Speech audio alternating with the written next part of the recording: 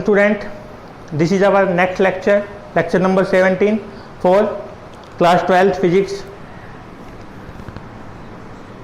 Lecture 17, unit 3, class 12th physics. कल हमने एक टॉपिक किया था भाई, जिसमें हमने एक एटम, जो बोर मैग्नेट्रॉन वाला जो टॉपिक था, जिसमें हमने ये बताया था कि एटम है एक ऑर्बिट की तरह, जो एटॉमिक ऑर्बिट है वो एक डायपोल की तरह बिहेव करता है। उसका यूज करके हमारे जो मटेरियल होंगे, जो सब्सटेंस होगी, जो मैग्नेटिक सब्सटेंस होंगे हमारे पास, उनको हम डिफ्रेंशिएट करेंगे 3 कैटेगरी में, ठीक है। और जिसमें पहला जो कैटेगरी है हमारे पास, जिसके अंदर हम सब्सटेंस को रख रहे हैं, मैग्नेटिक सब्सटेंस को रख रहे हैं, वो क्या है? Diamagnetic substance. Diamagnetic substance. पहले हम एक बार इसको लिख लेते हैं, फिर इसको एक्सप्लेन करेंगे। The substance in which atom, ion या मॉलिक्यूल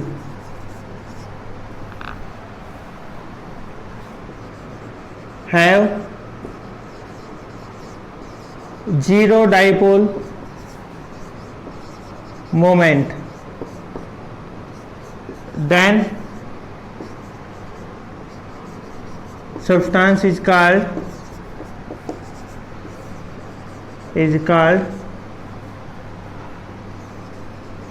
डायमैग्नेटिक सब्सटेंसेस। एग्जाम्पल की बात करें तो इसका भाई गोल्ड, सिल्वर, वाटर, नाइट्रोजन, ये सभी किसके एग्जाम्पल है?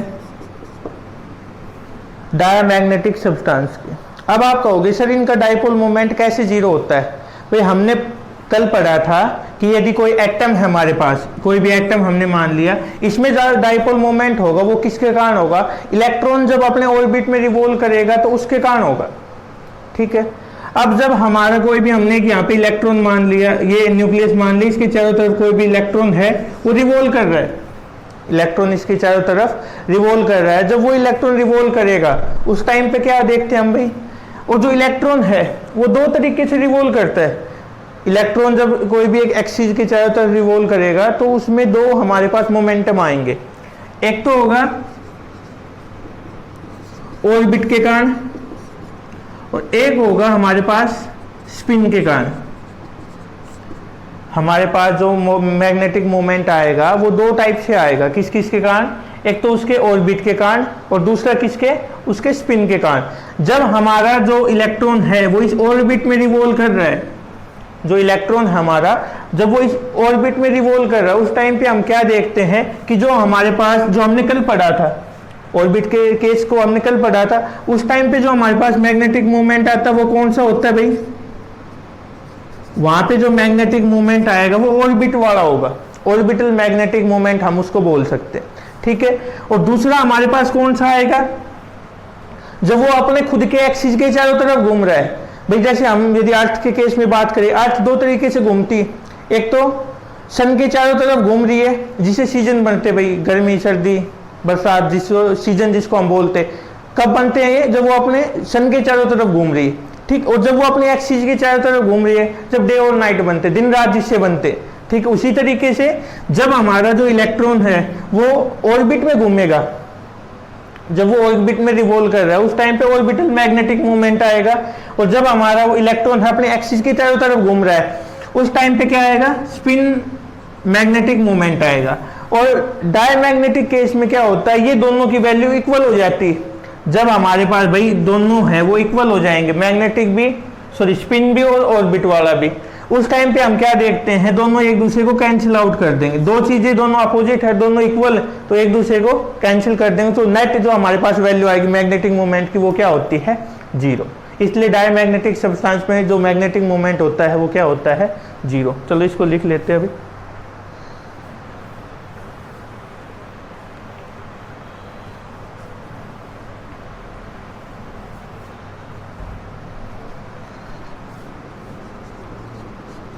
एक्सप्लेनेशन की यदि हम बात करें,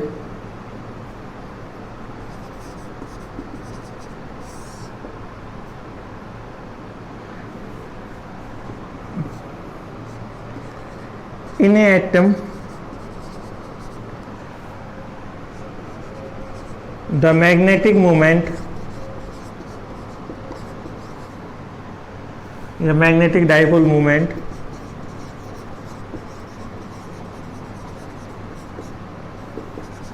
is due to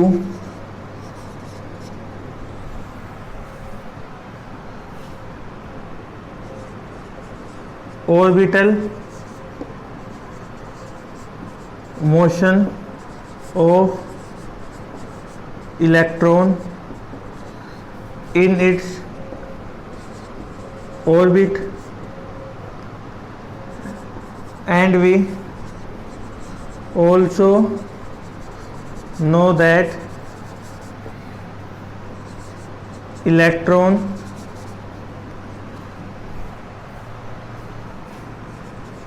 revolve around its axis also. So when electron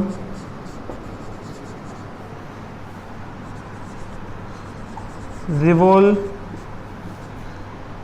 in its orbit, then we find orbital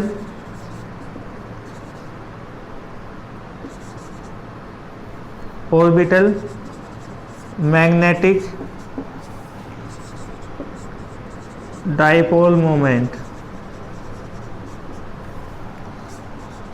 ml, and when electron revolve about its axis, then we find spin magnetic dipole moment ms। ठीक है, दे both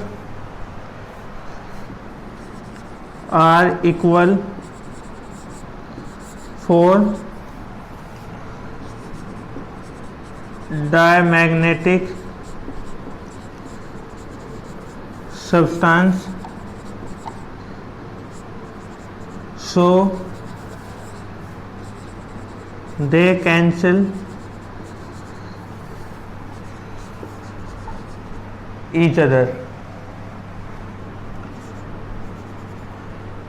and net dipole moment is 0। Net dipole moment की value हमारे पास कितनी आ जाएगी भाई, 0।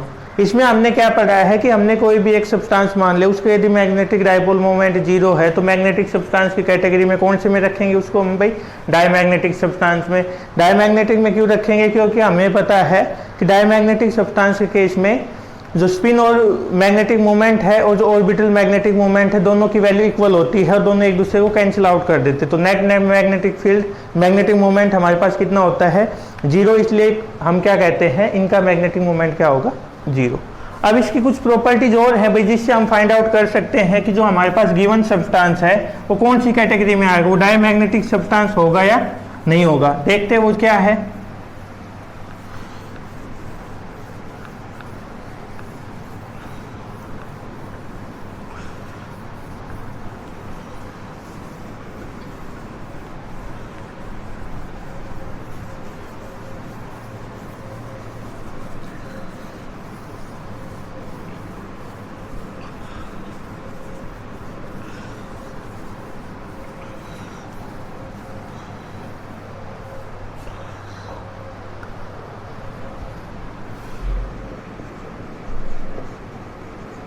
Properties of diamagnetic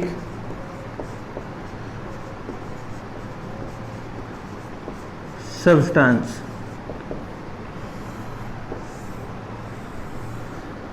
diamagnetic substance की property क्या होती, पहले यदि हम प्रॉपर्टी इसमें लिखे भाई, पहले एक बार लिख लेते दो चार प्रॉपर्टी, फिर हम उसको बाद में एक्सप्लेन करते हैं। The diamagnetic substance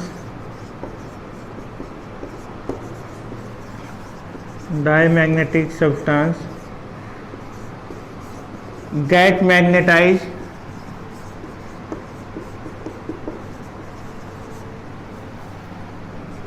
in opposite direction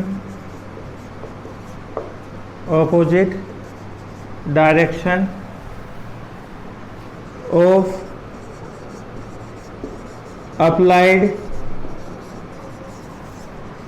magnetic field when a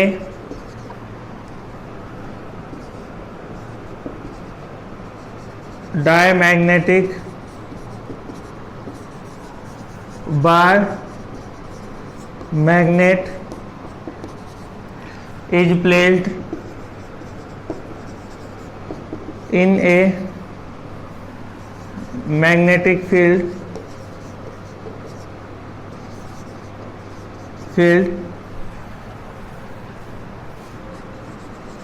then its longer side is towards the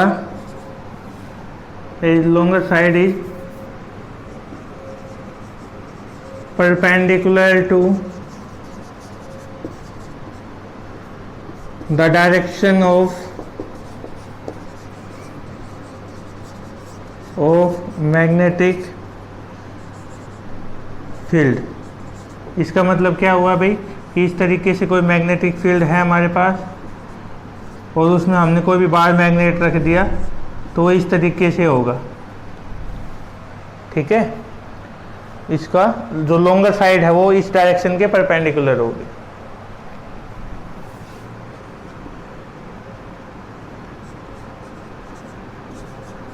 the direction of magnetic field या और as we consider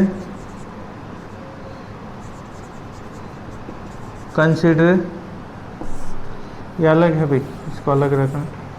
as we consider liquid diamagnetic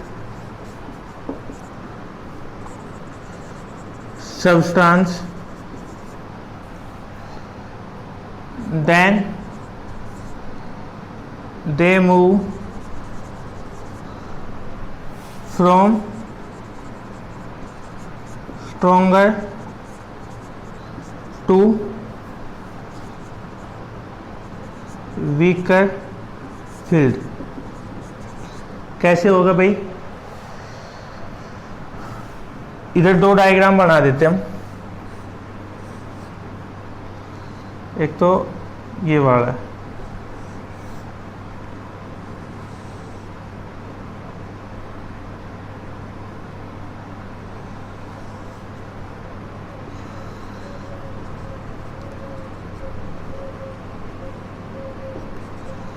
ठीक है, एक और बना देते हैं साइड में।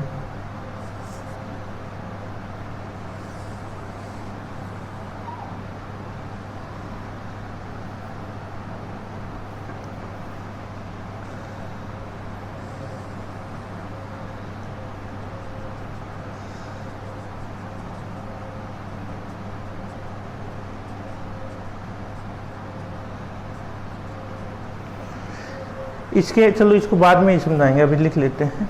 इसको ए मान लो, इसको हमने क्या मान लिया, B. From figure first and या ए या from figure A we get when both pole are close to each other, then liquid is moved away from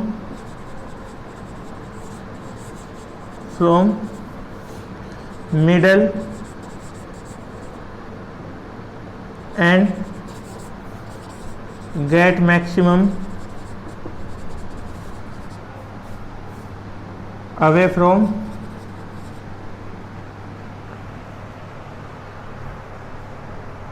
liquid in is move है भाई, ये is move away from middle and get maximum at the end, at the end। और second क्या है इसमें, when both the pole are away from each other, then liquid is maximum in middle। देखो तीन property बताई हमने यहाँ पे, तीन कौन कौन सी बताई है। पहली तो यदि कोई भी डायमैग्नेटिक सब्सटेंस है भाई, इसको हम एक्सटर्नल मैग्नेटिक फील्ड में रखेंगे तो मैग्नेटाइज तो हो जाएगा, लेकिन ये अपोजिट डायरेक्शन में मैग्नेटाइज होता है। जो हमारी डायरेक्शन होगी उससे अपोजिट डायरेक्शन में, जी हमारी का मतलब यहाँ पे मैग्नेटिक फील्ड की जो डायरेक्शन होगी उससे अपोजिट डायरेक्शन में ये मैग्नेटाइज होता है। सेकंड, यदि हम बात करें कोई भी एक बार मैग्नेट हमने मान लिया जो मैग्नेटिक डायमैग्नेटिक सब्सटेंस का है, तो जैसे ही हम उसको एक मैग्नेटिक फील्ड में रखेंगे तो उसकी जो लॉन्गर साइड है वो हमें यदि इस तरीके से मिलती है तो हम क्या कहेंगे, भाई कौन सा मैग्नेटिक सब्सटेंस है, डायमैग्नेटिक सब्सटेंस। ठीक है। थर्ड हमने क्या बताया है कि भाई ये मैग्नेटिक फील्ड से ना दूर भागने की कोशिश करता है, जो ज्यादा होगी ना उससे कहाँ जाके रुकेगा, कम वाले पे रुकेगा। नॉर्थ और साउथ पोल थे, हमने इनको नजदीक नजदीक लेके आए, मतलब यहाँ पे मैग्नेटिक फील्ड की वैल्यू स्ट्रॉन्ग होगी तो ये क्या हुआ, लिक्विड बीच में से कम हो गया, किनारों पे ज्यादा हो, दूर भाग गया। जो स्ट्रॉन्ग मैग्नेटिक फील्ड थी ना उससे दूर हो गया। फिर हमने क्या किया, मैग्नेटिक फील्ड को दूर किया तो ये जहाँ पे कम थी वहां पे आके रुक गया, मतलब बीच में कम हो गया, अब किनारों पे ज्यादा होगी तो ये बीच में आके ज्यादा हो गया। ये तीन प्रॉपर्टी थी। और देखो अब बीच में आगे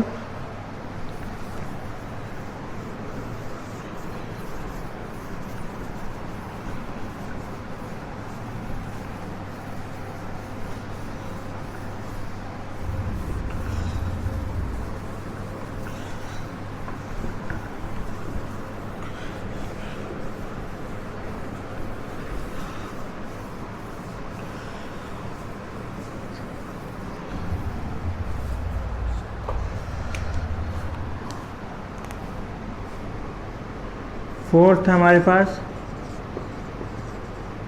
when we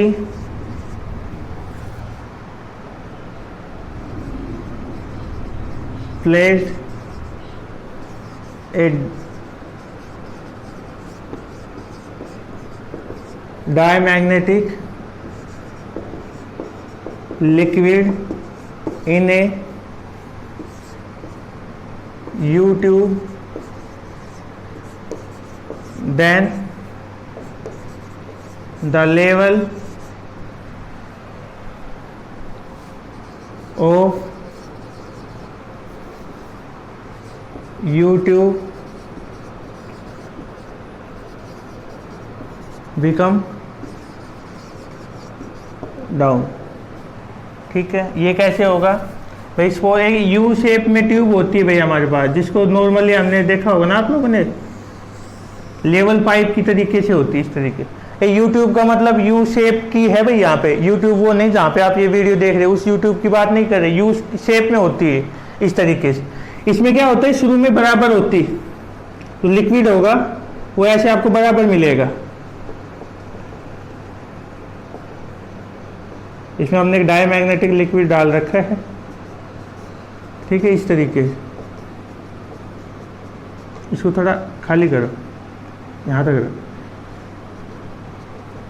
ये इस तरीके से होता है, दोनों बराबर होते हैं ये। ठीक है, अब हमने क्या किया, यहाँ पे यदि हम कोई भी एक मैग्नेटिक फील्ड अप्लाई कर देते हैं तो हम क्या देखते हैं, ये लेवल है ना वो डाउनवर्ड में चला जाएगा, ये लेवल है इस साइड ऊपर की साइड चला जाएगा। मतलब इससे दूर भागने की, वही दूर भागने की कोशिश है इसकी। As shown in figure, as shown in figure. ठीक है, नेक्स्ट देखो, when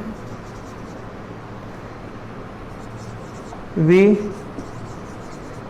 placed a diamagnetic substance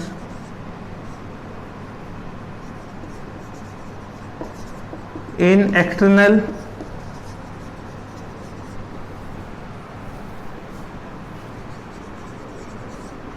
magnetic field, then we find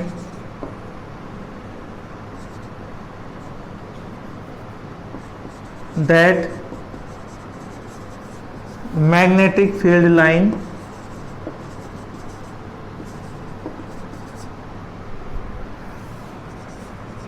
goes away from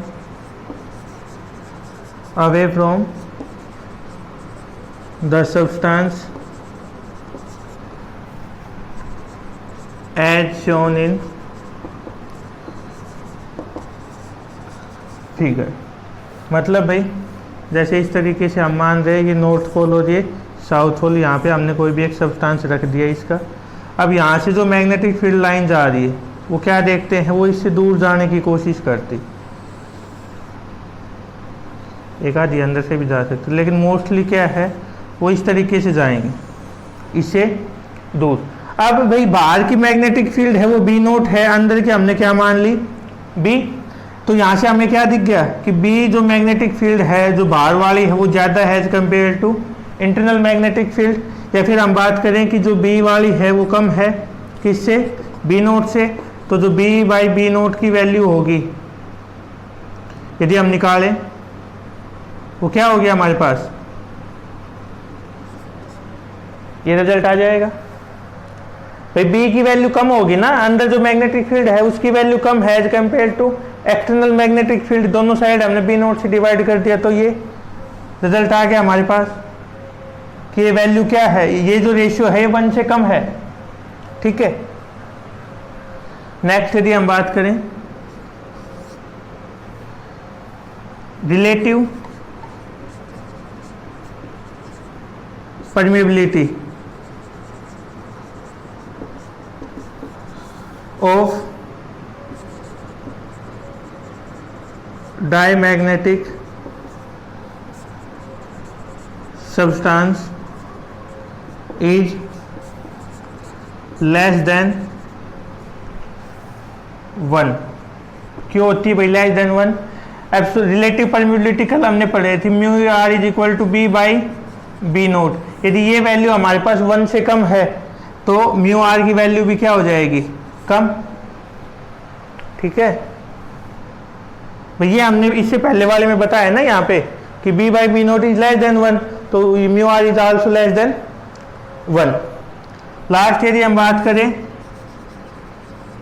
magnetic susceptibility,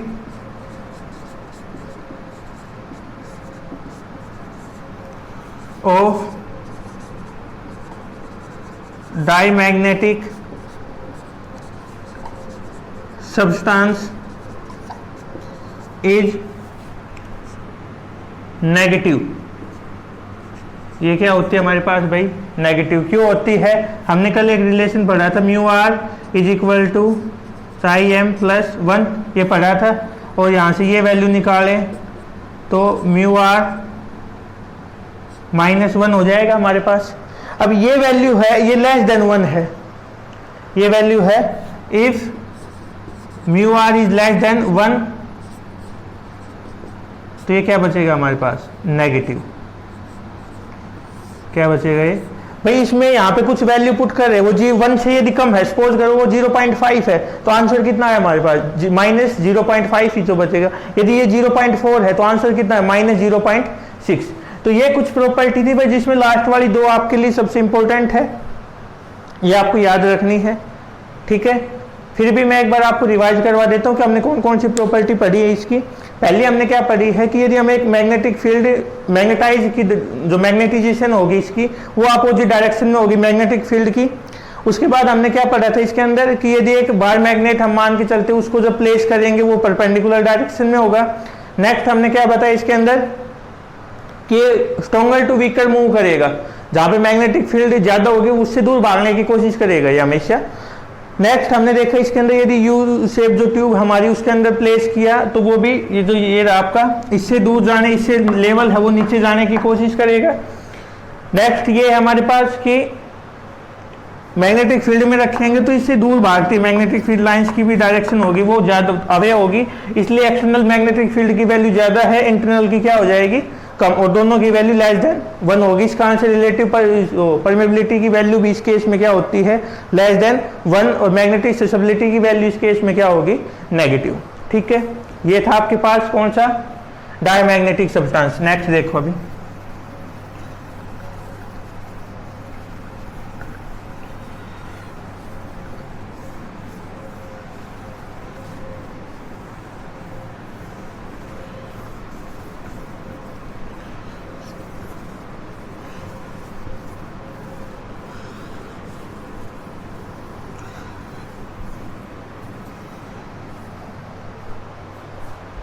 हमने पढ़ा है डायमैग्नेटिक सब्सटेंस। तो नेक्स्ट इसमें यदि हम बात करेंगे वो होगा कौन सा?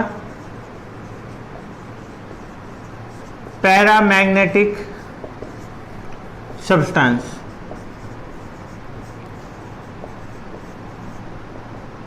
चलो इसको लिख लेते हैं एक बार। वैसे आप थोड़ा बहुत अंदाजा लगा सकते हो कि जिस तरह हमने डाया में जो लिखा था, डायमैग्नेटिक में जो हमने लिखा था, उसका अपोजिट हम कहाँ पे लिखने वाले हैं? किसमें? पैरामैग्नेटिक सब्सटेंस में। तो चलो लिखो पहले एक बार, the substance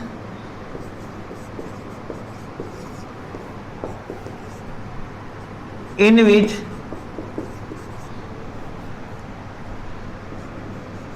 the atom and atom, ion और molecule have non-zero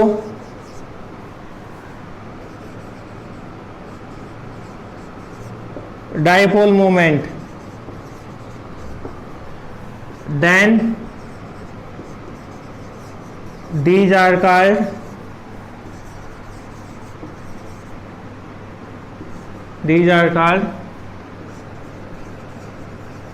paramagnetic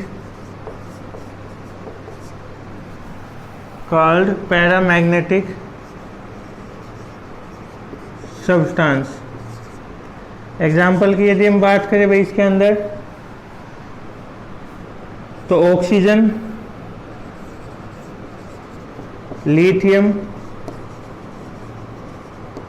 tungsten, etcetera. ये सारे एग्जाम्पल किसके हैं?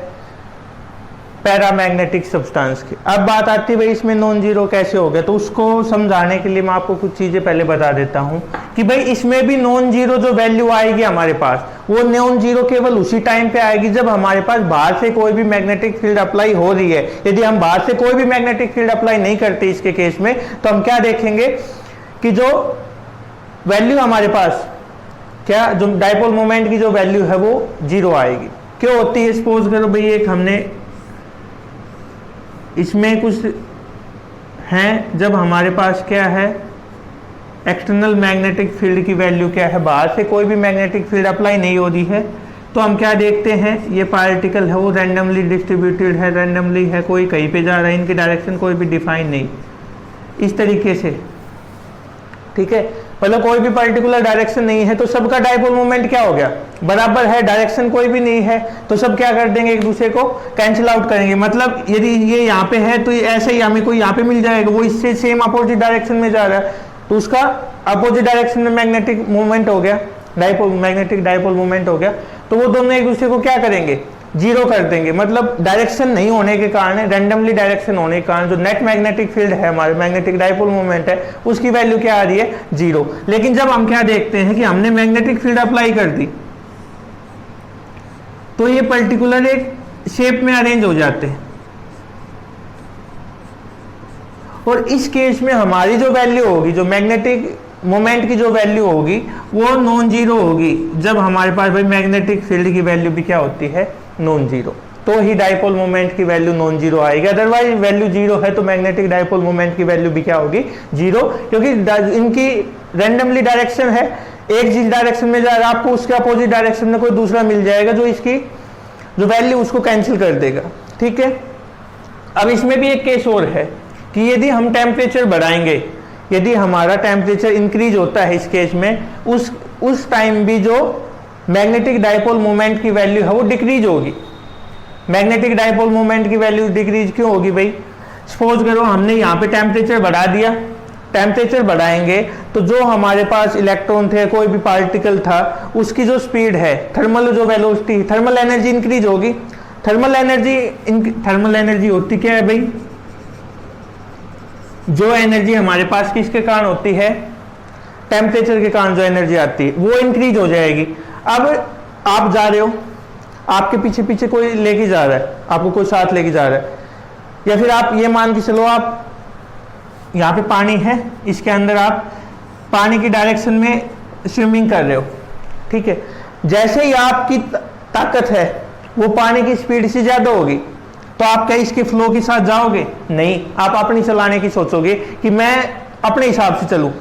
जब तक आप में एनर्जी पानी की एनर्जी से कम है तो आप इसके फ्लो के साथ ट्रेवल करोगे, उसके साथ स्विम करोगे। लेकिन जैसे ही आप फील करते हो कि भाई मेरी जो ताकत है वो पानी की ताकत से ज्यादा होगी, तो मैं इसके साथ साथ क्यों जाऊं, वैसे ही जब भाई इनकी एनर्जी कम थी तो ये मैग्नेटिक फील्ड की डायरेक्शन में चल रहे थे। अब जैसे इनकी स्पीड क्या हो जाती, ज्यादा हो जाती, तो इनमें से कुछ अपने खुद की वो करने की सोचते हैं कि मैं इसके साथ क्यों जाऊं, मैं तो अपनी अलग डायरेक्शन में जाऊंगा। अलग डायरेक्शन जैसे ही चेंज होगी इनकी, मैग्नेटिक फील्ड से जैसे ही अलग डायरेक्शन में जाएंगे, तो हम क्या देखते हैं, यहाँ पे जो वैल्यू होगी मैग्नेटिक डाइपोल मोमेंट की वो डिक्रीज होना शुरू हो जाती है। ठीक है, अब इसको एक्सप्लेनेशन को हम लिख लेते हैं एक बार।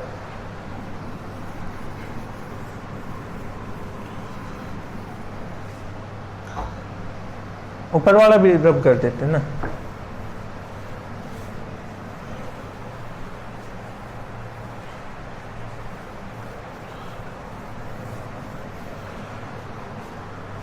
बोर्ड हमारा बहुत लायक है भाई, 2 बार में कहता है कि मैं 1 बार में साफ करने से साफ होऊंगा, नहीं, आप मुझे कम से कम 2 बार साफ करो,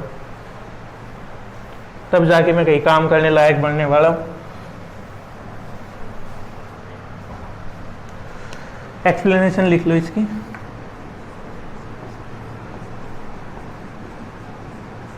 अब भी मना कर रहा है कि नहीं,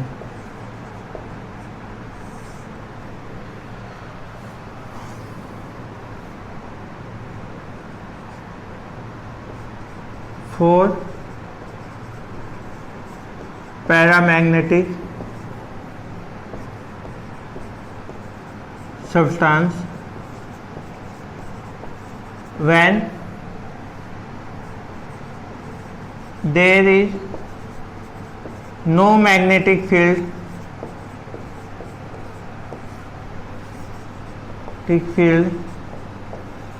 is applied, एक्सटर्नल ही है भैया, देयर इज नो एक्सटर्नल लिख लेते चलो, no external magnetic field is applied, then we find that the direction of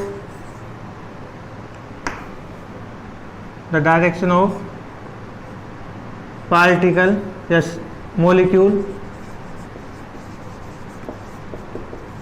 is random,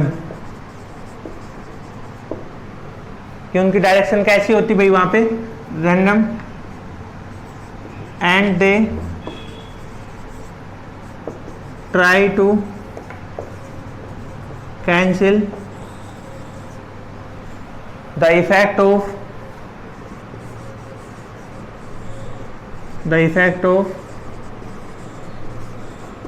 each other, वे एक दूसरे के इफेक्ट को क्या करने की कोशिश करते हैं, कैंसिल करने की कोशिश करते,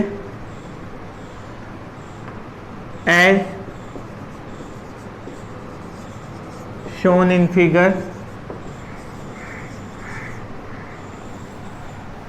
A.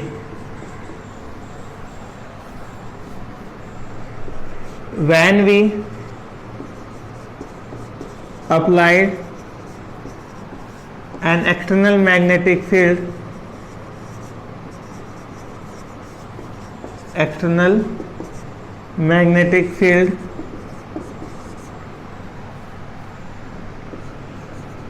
then we find that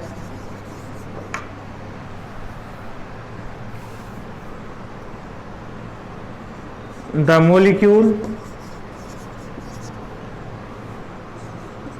try to align themselves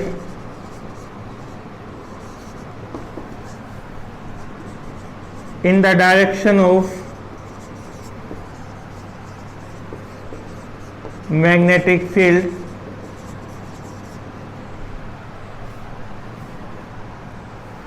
and they have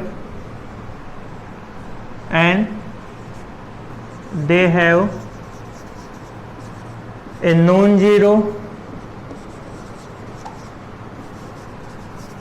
magnetic field as shown in figure B। तो यदि हम यहाँ पे बात करें भाई,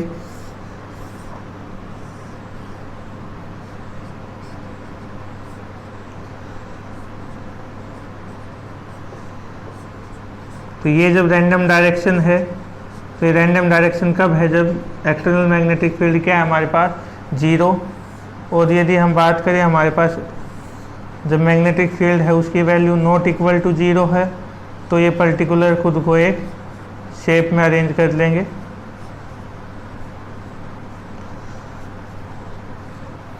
ठीक है, अब एक केस हमने और बताया था, when we increase the temperature, then we find that thermal energy and thermal velocity of molecule increase,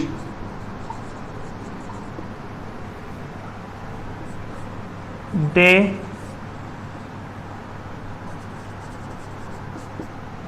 want to break the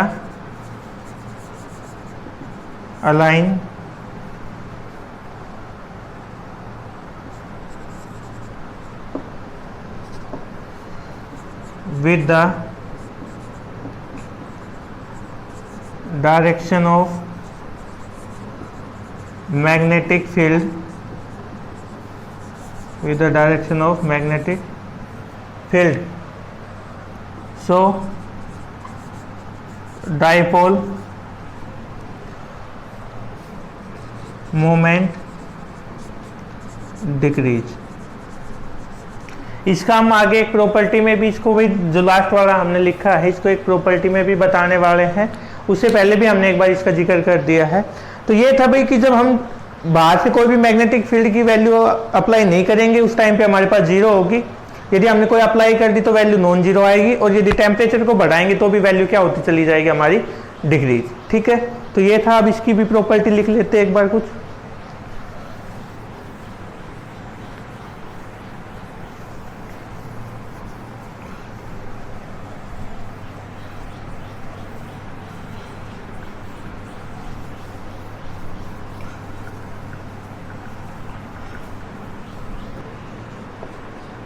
properties of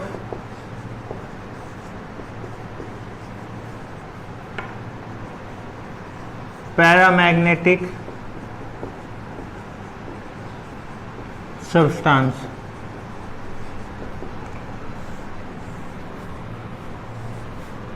first है इसमें when a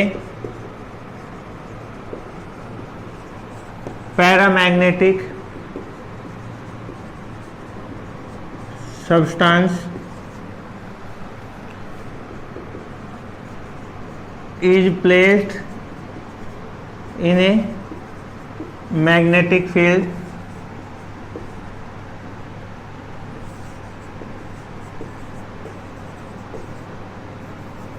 then it get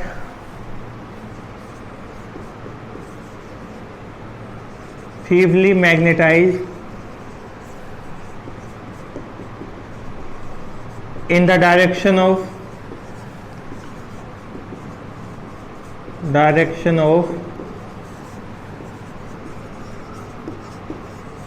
magnetic field।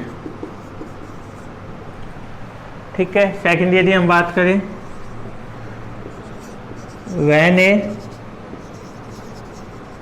bar magnet of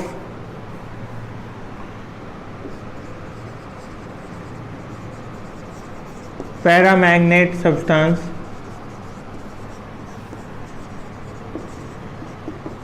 is placed in external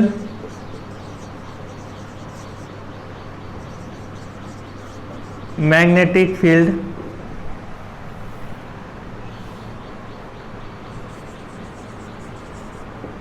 then the longer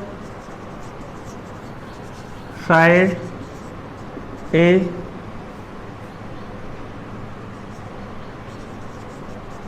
horizontal to magnetic field as shown in figure। ये हमने कोई भी मान ली भाई, तो ये मैग्नेटिक फील्ड, तो इसकी जो लॉन्गर साइड होगी वो इस तरीके से मिलेगी। ठीक है। Third, when a liquid paramagnetic substance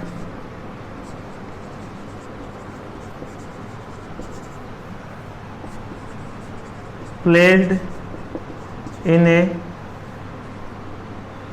non-uniform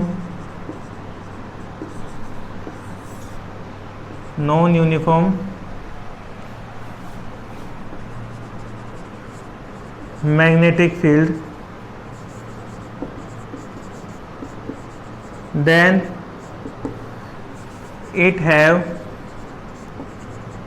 a tendency to move from weaker to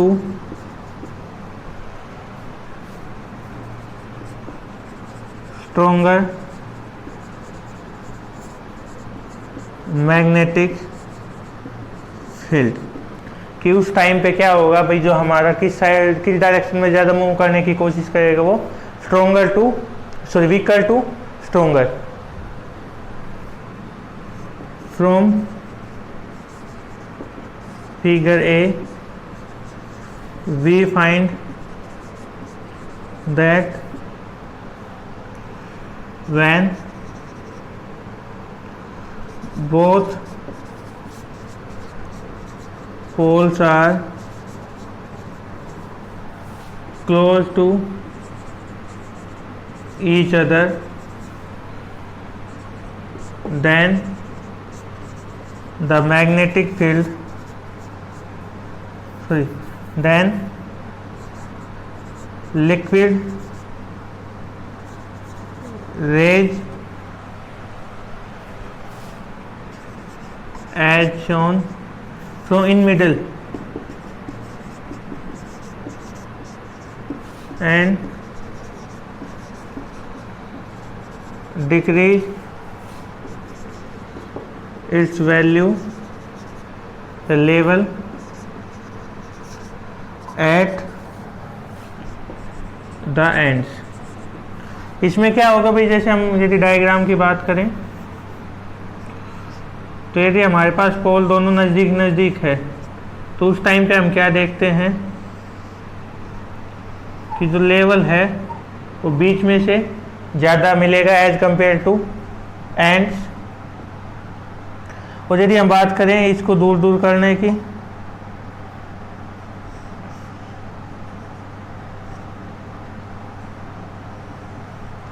तो अब क्या होगा, अब बीच में से मतलब जहाँ पे मैग्नेटिक फील्ड की जो वैल्यू ज़्यादा होगी ये उसी डायरेक्शन में हमें ज़्यादा देखने को मिलेगा। ये हमने ए मान लिया और ये क्या मान लिया B. From figure B we find that when both poles are separated, then liquid level is high at the ends। यहाँ पे हमने क्या बताया है भाई कि सपोज करो हमारे पास यदि हम शुरू से बात करें उसमें क्या था, जो पहले डायमैग्नेटिक में क्या था अपोजिट डायरेक्शन में मैग्नेटाइज होगा, इसमें क्या होगा भाई मैग्नेटिक फील्ड की डायरेक्शन में मैग्नेटाइज होगा, उससे अपोजिट हो गया। उसमें क्या था कि जो हम बार मैग्नेट यदि प्लेस करते हैं तो वो वर्टिकल ऐसे मिलेगा, परपेंडिकुलर मिलेगा। इसमें क्या है जो लॉन्गर साइड है वो इस तरीके से मिलेगी, उससे अपोजिट हो गया। थर्ड में क्या था हमारा उसमें कि भाई बीच में से इसमें क्या है, पहले तो यहाँ पे यदि मैग्नेटिक फील्ड जहाँ पे ज्यादा है ना वहाँ पे लेवल ज्यादा है, मतलब ये वीकर टू स्ट्रोंगर मूव करेगा। अब यदि हम इसको दूर दूर लेके जा रहे हैं तो ये लेवल भी क्या हो गया हमारा इंक्रीज हो गया, किनारों पे बीच में से क्या हो गया कम। ठीक है, ये पहले 3 पॉइंट थे। आगे देखो इसमें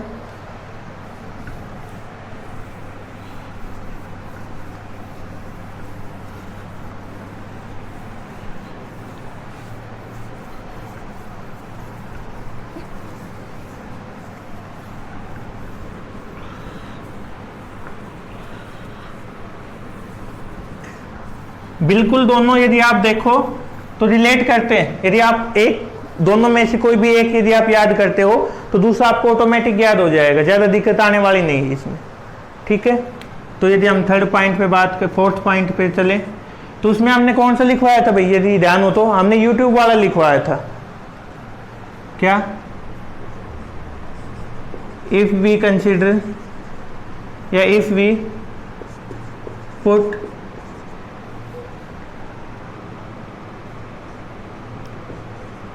a paramagnetic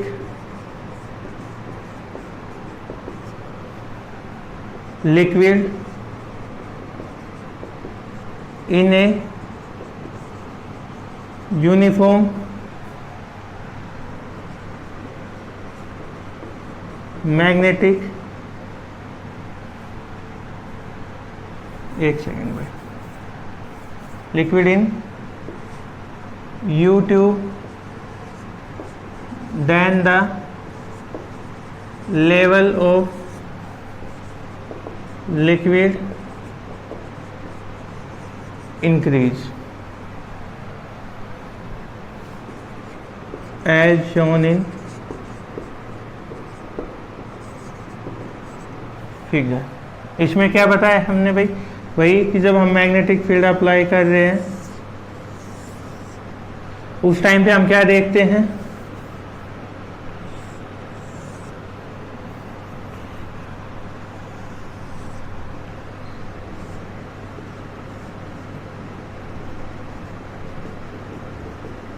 कि जो लिक्विड होगा, लेवल होगा हमारा लिक्विड का, वो इंक्रीज हो जाएगा मैग्नेटिक फील्ड की साइड में।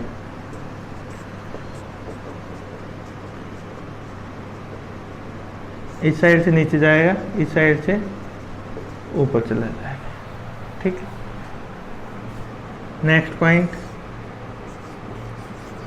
If we place a paramagnetic substance in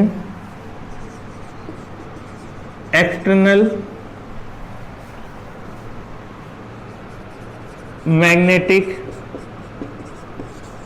field, then the magnetic field lines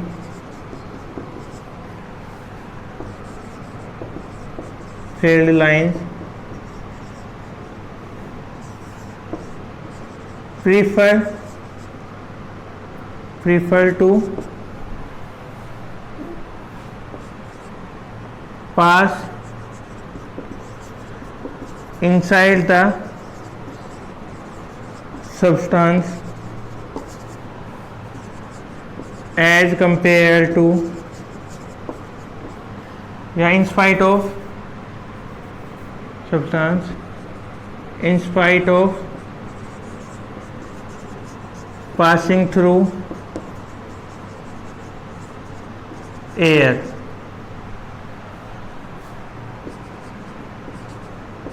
as shown in figure। ये भाई मैग्नेटिक फील्ड हमने कोई भी मान ली, इसमें हमने कोई भी एक सब्सटेंस रख दिया जैसे हमने पहले उस केस में रखा था, तो यहाँ पे मैग्नेटिक फील्ड लाइंस क्या करेंगे भाई, ये कोशिश करेंगी कि हम इस सब्सटेंस के अंदर से पास हो as compare to go outside the substance.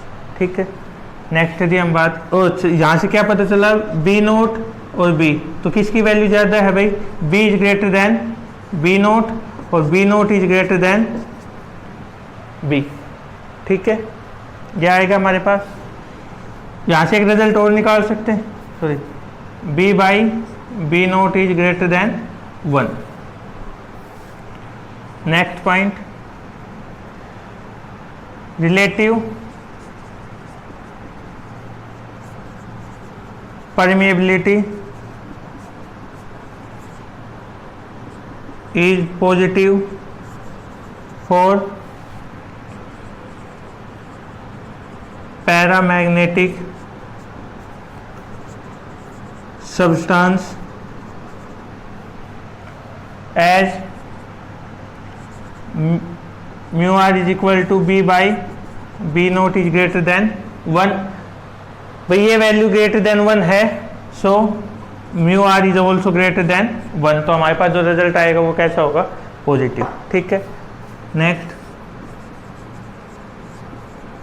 Magnetic susceptibility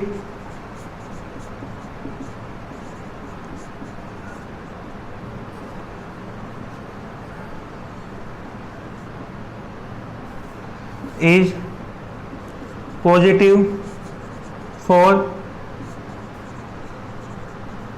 paramagnetic substance as is equal to mu r minus 1. If mu r is greater than 1 then ये वैल्यू क्या है हमारे पास, एक से बड़ी है, तो एक से बड़ी वैल्यू में से हम एक माइनस करते हैं तो रिजल्ट क्या आएगा हमारे पास, पॉजिटिव ही तो आएगा, पॉजिटिव। अब इसमें एक टॉपिक और बचता हमारा, और उस टॉपिक में क्या है कि यदि हम बात करें एज जो मैग्नेटिक ससेसिबिलिटी है भाई वो इनवर्सली प्रोपोर्शनल होती है टेम्परेचर के। मैग्नेटिक susceptibility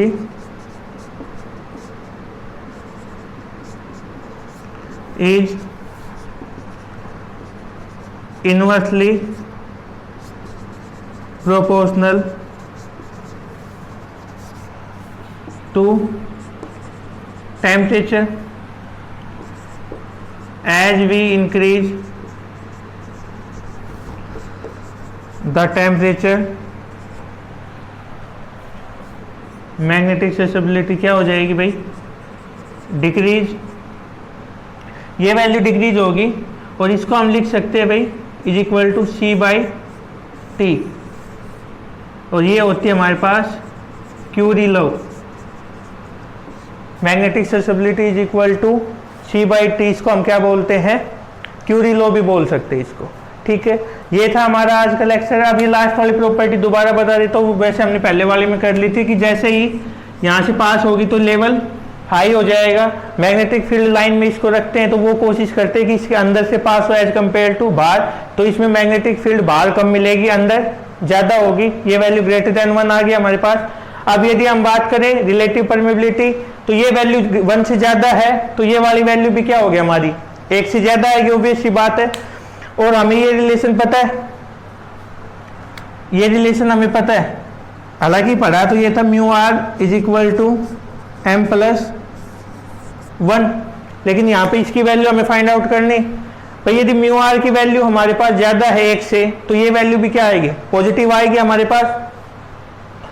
जो लास्ट है इसका इंपॉर्टेंट है, जो हमने वहाँ पे रिजल्ट बताया था ना कि टेम्परेचर बढ़ने के साथ डाइपोल मोमेंट क्यों कम हो जाएगा, क्योंकि मैग्नेटिक ससेसिबिलिटी की वैल्यू क्या होती है वहाँ पे, कम होगी।